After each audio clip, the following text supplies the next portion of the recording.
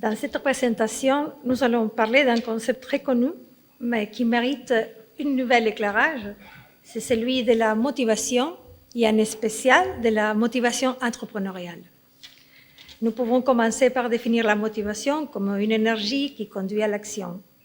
Elle a été beaucoup étudiée dans le cadre de la gestion des ressources humaines d'une manière très rapprochée au concept de satisfaction. Il y a une identification subtile entre les concepts de motivation et de satisfaction au travail. La motivation a été aussi définie comme étant extrinsèque si elle répond à un stimulus externe ou intrinsèque dans le cas d'une recherche d'intérêt personnel. Mais la motivation entrepreneuriale suit principalement une approche économique. Les économistes se demandent pourquoi un individu va créer une entreprise au lieu de trouver un emploi. Et la réponse proposée nous mène vers le modèle push-pull. Ce modèle nous dit qu'un individu est soit poussé vers l'entrepreneuriat par un manque d'emploi, soit il est attiré vers l'entrepreneuriat par la découverte d'une opportunité d'affaires. Cette approche a été complétée avec des facteurs non économiques pour arriver à une classification d'entrepreneurs en deux groupes.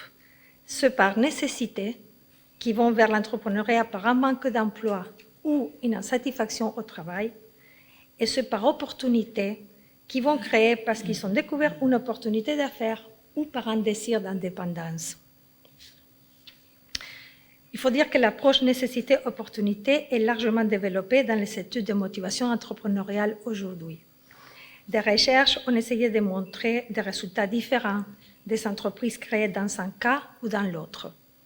Par exemple, les entrepreneurs par nécessité sont censés créer des entreprises de moindre croissance et avec peu de création d'emplois par rapport aux entrepreneurs par opportunité. Cependant, les résultats des recherches ne sont pas concluants. Aujourd'hui, l'entrepreneuriat est devenu une perspective professionnelle pour une diversité d'individus qui va au-delà de l'âge, du genre et de l'intérêt purement économique des créateurs. Face à cette pluralité de profils et aux inconsistances des résultats de la recherche, nous nous sommes questionnés sur la capacité explicative de l'approche nécessité-opportunité. Afin d'améliorer la compréhension, nous avons mené des études sur des populations diverses des entrepreneurs. Parmi eux, nous avons interrogé des jeunes étudiants, des femmes, des entrepreneurs sociaux. Les résultats de nos études nous permettent d'établir des propositions qui vont servir à améliorer l'interprétation et la compréhension de la motivation entrepreneuriale. Premièrement, la motivation se révèle comme un construit complexe et évolutif. Elle va pouvoir être expliquée par des combinaisons de facteurs internes et externes, économiques et non économiques, qui seront particulières à chaque individu. Nous avons proposé une nouvelle grille de lecture pour comprendre la motivation, dans laquelle les individus peuvent choisir les combinaisons de facteurs qui mieux le représentent. Notre réflexion nous mène aussi à penser qu'il est réducteur d'interpréter la motivation entrepreneuriale uniquement à travers des facteurs déclencheurs de la création d'entreprises à un moment déterminé. Si la motivation est considérée par définition comme une énergie qui conduit à l'action, il est plus intéressant de l'analyser comme un processus et non comme un antécédent. Elle doit être présente de manière constante afin de permettre à l'entrepreneur de mener à bien son projet d'entreprise. Elle change et se transforme avec le temps et les rencontres permettant à l'entrepreneur de connecter sa pensée et ses émotions avec son action de manière itérative et constante. Le processus motivationnel semble ainsi se renouveler après chaque problème ou échec.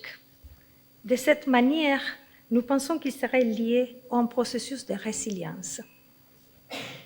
La résilience est la capacité de récupération face à une adversité.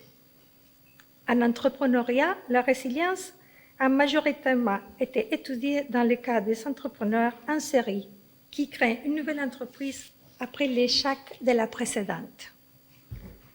C'est-à-dire qu'il a été étudié seulement à la fin du processus, pendant que la motivation est étudiée seulement au début du processus. Néanmoins, l'entrepreneur va se heurter à des problèmes tout au long du processus de création. Les imprévus et les aléas rencontrés vont affecter ses états émotionnels, pouvant affaiblir sa motivation. Une perte de motivation peut être une cause d'échec entrepreneurial. La relation alors entre la résilience et la motivation devrait être étudiée tout au long de la création et du développement de l'entreprise. La résilience peut se comprendre comme un trait de personnalité ou comme une compétence qui peut être acquise et développée avec de l'entraînement. Nous nous demandons maintenant s'il est aussi possible de développer la motivation entrepreneuriale à travers la formation et l'entraînement. Notre réflexion actuelle porte sur la manière de travailler les processus de motivation et de résilience aussi bien avec les étudiants en école qu'avec les entrepreneurs incubés. Est-ce que ce type d'approche va permettre de susciter de nouvelles motivations entrepreneuriales parmi les étudiants? Est-ce que des ateliers de formation en motivation et résilience vont permettre d'améliorer les taux de réussite des entreprises incubées? Je pourrais peut-être vous donner une réponse à ces questionnements lors d'une prochaine rencontre. Je voudrais finir cette présentation par un proverbe japonais qui dit « Le succès, c'est tomber 7 fois, c'est relever 8 ». Auquel je rajouterai que pour se relever, il nous faut de la résilience et de la motivation. Merci. Merci.